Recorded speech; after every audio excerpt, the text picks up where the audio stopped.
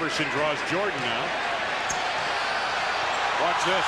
I believe we can learn from the greats. What moves made their careers, their drive to create a legacy. I'm trying to grow my catalog of moves so I can pull them out whenever I like. I believe we can learn from the greats so we can be great too.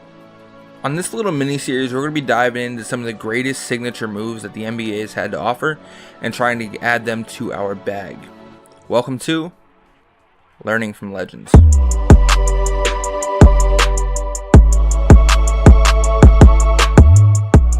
Yo guys, what's going on? I am T-Fish here, back with a brand new Learning from Legends video. Today we have no clips of me in the background. It is extremely windy outside here in Northeast Pennsylvania, so did not get a chance to get out and hoop.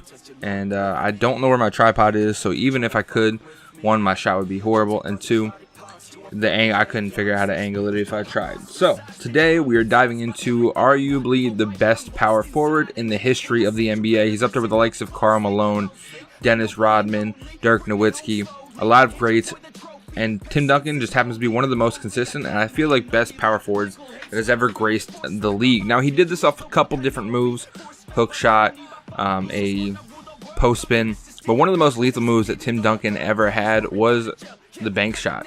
This is what he's known for. He's Mr. Fundamental, uses all the fundamental moves, has good footwork, good IQ, good passing, understands the game of basketball, and then he was obviously lethal with the bank shot. So in the background, you guys get to see clips of Timmy D just slaying it out, really.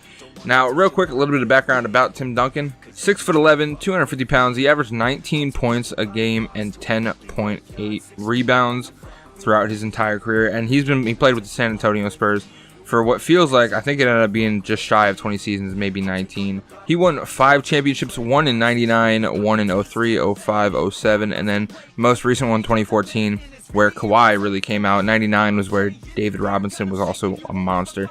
And then the rest of the years was pretty much Tim Duncan. If you look at the team, now granted the Spurs played very good team ball, and he had Tony Parker and Manu Ginobili for a majority of all of those championships, actually. A lot of the early 2000s wins were Tim Duncan based. So the bank shot, let's get into it a little bit. So one of the big key points for the bank shot that Tim Duncan uses is a face-up, so he can actually get his eyes on the target where he's going to be shooting. Now, he's done a lot of different spin move variations, more when he was younger and a little bit more athletic, but a lot of what he does is just facing up and getting a good idea. There's no fancy fadeaway like Dirk Nowitzki where you got to find your target in the air. Tim Duncan strictly just faces up, maybe throws a little jab step like Carmelo, and shoots. Now, what I've learned as far as a bank shot that I feel like is pretty consistent is the farther out you are, the higher up on the backboard you go, because your power or your ball loses power the farther you go in. 2, if you're kind of within close range, like we'll call it 10 to 12 feet, you can aim for the top left corner if you're on the left side, top right corner if you're on the right, and it'll make in. If you're straight on, just aim for the top line right in that little box that is on the backboard. That seems to be what works for me. Now, I do a lot of fadeaways and stuff, so the bank shot really isn't my go-to move, and it really one I don't use a whole lot, but something I should probably really incorporate considering I'm a 4 or 5 depending on who I'm playing with. So those are the 2 tips: face up and then identify your target.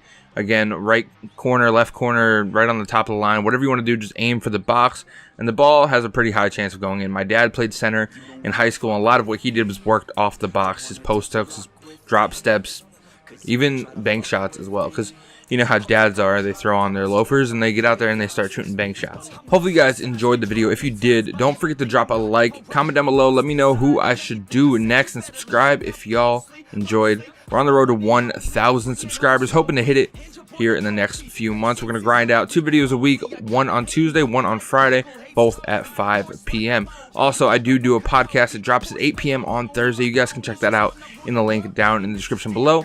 Peace out, guys.